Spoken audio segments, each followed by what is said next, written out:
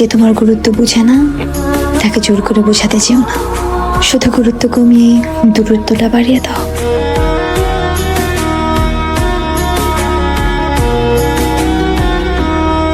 ইস, কি বোকাই না ছিলাম। সে যা বলতো তাই বিশ্বাস করতাম।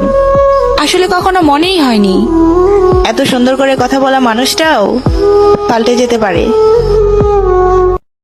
একটা মানুষকে খুন করলে সেই খুনের একটা না একটা সময় এসে বিচার হয়।